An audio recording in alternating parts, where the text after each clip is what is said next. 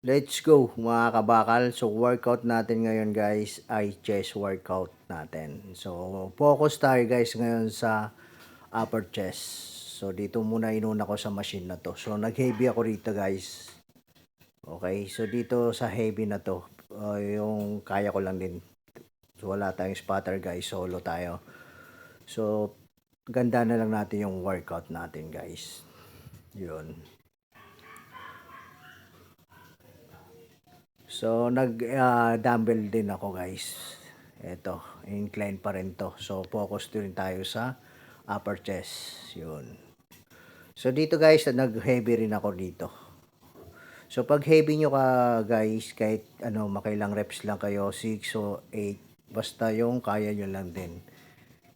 Yung sapul na sapul din yung muscle natin guys. Pagka magaan guys, 15 reps or 20, so, ito na yung pinlast ko dito. Last kasi nag-heavy ako dun sa flat bench. So, dito hanggang 80 lang muna ako dito. Yun. So, pagka nagbubuhat kayo guys, laruin nyo lang yung reps nyo. Okay?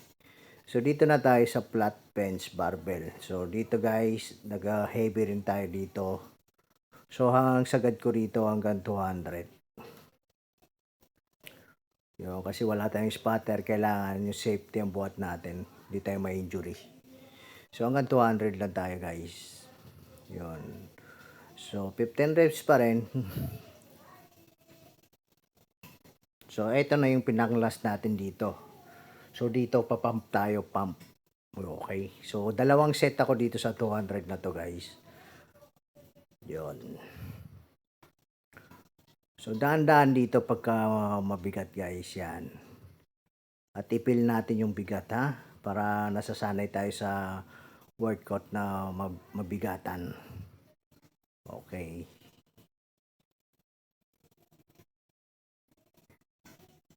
Yon so nagpa-flex na rin ako ng chest natin guys.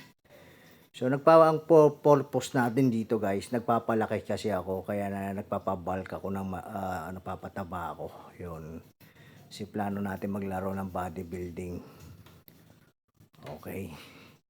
So ito yung next natin tong crossover cable. So cable crossover to guys. Yan.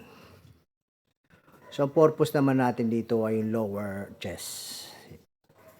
Marami kasing tira ang pwede natin gawin dito guys sa cable crossover na to. So ito na yung pang last natin dito. So heavy ko na to guys.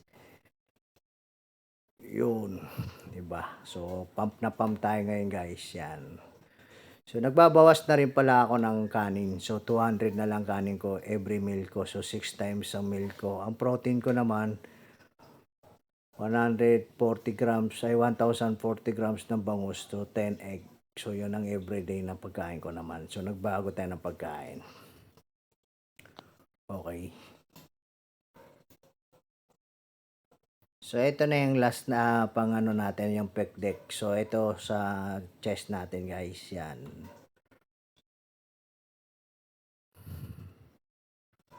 So, pinipil lang natin dito guys yung bigat kasi hindi na natin pwedeng dagdagan kasi bawal na. Nakasulat sa taas ng ulo natin. Oh. Bawal na to lagyan ng heavy.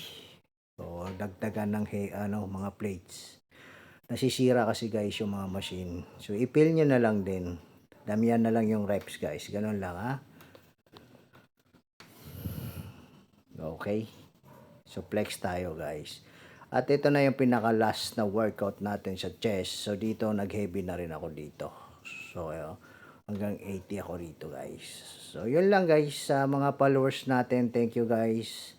So maraming salamat. Sa hindi pa nagpa-follow guys, please follow para sa fitness tip. Matutulungan ko kayo. So malapit na rin tayo mag-diet. So matutulungan ko rin kayo sa diet plan nyo. So yun lang guys. Okay, so fitness goal natin. Yun. So bago ako umuwi guys, nagbaras muna ako para lalong gumanda yung likod natin. So hindi ko tinatanggal yung bara sa lahat ng workout ko guys. So yun lang guys, maraming salamat, sukran sa lahat. So papalo na rin ako guys. So salamat, ingat kayo.